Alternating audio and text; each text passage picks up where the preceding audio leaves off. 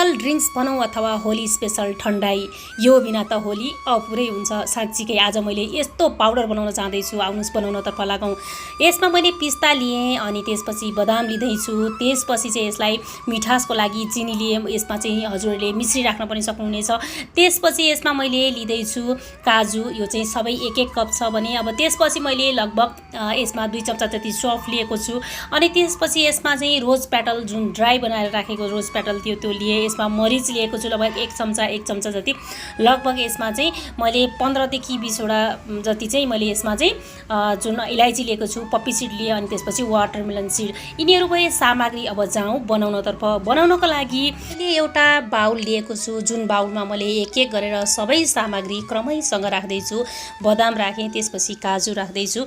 अब यसरी सामग्री राख्दाखेरि तपाईँले देख्नुभएको होला यति राम्रो हेल्दी चीज राख्दैछु जसमा एकदमै धेरै इनर्जी दिन्छ भने अनि डाइजेसनको लागि काम गर्छ। यसले जुन मैले चीजहरू राखेको छु यसले डाइजेसन गर्ने काम गर्दछ अनि यसले शरीरमा शीतलता प्रदान गर्ने काम गर्दछ, इनर्जी दिने काम गर्दछ। यी चीज हामीहरू अब गर्मी बढ्दो छ, गर्मीको लागि पनि यो एकदमै हेल्दी हुन्छ भने अनि यसलाई चाहिँ बनाएर बच्चादेखि ठुलो मान्छेसम्मलाई एकदमै राम्रो शरीरको लागि अनि यसले इनर्जी साथसाथमा हजुरको एकदमै राम्रो टेस्ट पनि दिन्छ। यो एकपटक घरमा बनाएर खानुभयो भने साँच्चीकै हजुरहरू रेगुलर रूपमा बनाउने हुनेछ। यो एकपटक बनाएर राखेर लामो समयसम्म हजुरले जस्तै यसलाई चाहिँ रेफ्रिजरेटर अथवा फ्रिजमा चाहिँ हजुरले 1 महिनासम्म हजुरले खान सक्नुहुनेछ। पाउडर बनाएर एउटा सिसाको बट्टामा राख्नुभयो भने फ्रिजमा राख्नुहोला, एकदमै लामो समयसम्म खान सकिन्छ। यति टेस्ट राम्रो आउँछ नि यसको। एकपटक हजुरहरूले चाहिँ पक्का यसलाई एकपटक बनाउनेवाला यो रेसिपी छ। अब यसलाई मैले फाइन पाउडर बनाउन जाँदैछु। यो सबै चिज मैले राखेँ, यसमा सबै चिज राखिसकेपछि यसलाई चाहिँ मैले यसरी बन्द गरेर अब यसलाई चाहिँ आधा राख्नु होला, मैले पुरै राखेँ नि पछि फेरि आधा बनाएँ। यसलाई थोरै थोरै राखेर यसलाई पिस्नुभयो भने एकदमै राम्रोसँग यसको पाउडर बनाउन सकिनेछ। अब यसलाई पिस्नको लागि पनि मैले हजुरहरूलाई सिकाउँदैछु कसरी पिस्ने भन्दा यसलाई चाहिँ मैले जसरी रोकी पिसेको छु नि त्यसरी नै पिस्नु होला। यसो गर्नाले हजुरहरूको जुन नट्सहरू राखेको छ त्यसले जुन हामीहरूको जो नट्सहरूले चाहिँ तेल रिलिज गर्दैन। थोरै थोरै रुकी मतलब यसलाई चाहिँ 1 मिनट लगभग यसलाई एकछिन चलाउनुहोस् अनि फेरि रोक्नुहोस्, फेरि एकछिन चलाउनुहोस् फेरि रोक्नुहोस् अनि पछि चाहिँ यसरी लगातार हजुरहरूले चलाउनु भयो भने चाहिँ यसको तेल रिलिज हुन्छ र राम्रोसँग यसको फाइन पाउडर बन्दैन। ब्लेन्डरमा गर्दा पनि रोकी गर्नुभयो भने एकदमै राम्रो फाइन पाउडर बन्छ। हेर्नुहोस् मेरो पाउडर बनेर तयार भइसकेको छ।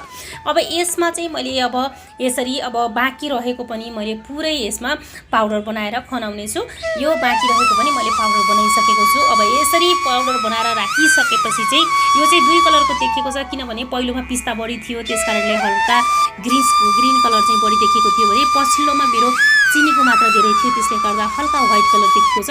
डिफ्रेन्स केही पनि छैन, मैले खनाउँदाखेरि हल्का यसको डिफ्रेन्स देखेको मात्रै हो। यसरी बनाएर राखिसकेपछि यो लामो समयसम्म हजुरले फ्रिजमा राखेर चाहिँ 1 महिनासम्म पनि हजुरले खान सक्नुहुन्छ। अब यसरी खान सकिनेछ यो भने अब यसमा चाहिँ मैले बनाउन जाँदैछु। अब कसरी बनाउने भन्दा यसरी 2 चम्चा चाहिँ एउटा ब्लेन्डिङ जारमा राख्नुहोस् अनि त्यसपछि 1 गिलास दुध राख्नुहोस्। यसरी राखिसकेपछि 1 गिलास दुध राखिसकेपछि अब यसलाई चाहिँ ब्लेन्डिङ जारमा राखेर एकपटक घुमाइदिनु होला।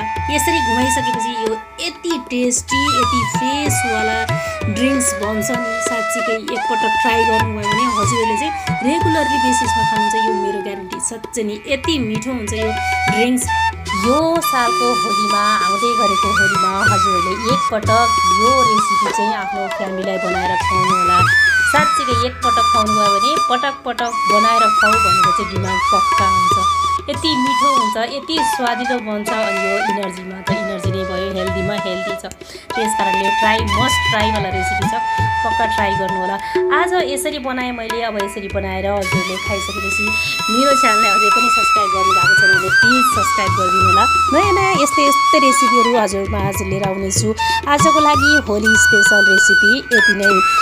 आज होलीको लागि आउँदै गरेको होलीको लागि हजुरहरूलाई धेरै शुभकामना, एकदमै धेरै शुभकामना। यदि रेसिपी मन पऱ्यो भने आफ्नो आफन्त साथीभाइ सबैजनालाई सेयर गर्नुहोला अनि यसरी बट्टामा राखेर 1 महिनासम्म चाहिँ हजुरले यसको फाइदा लिन सक्नुहुनेछ, इन्जोय गर्न सक्नुहुनेछ।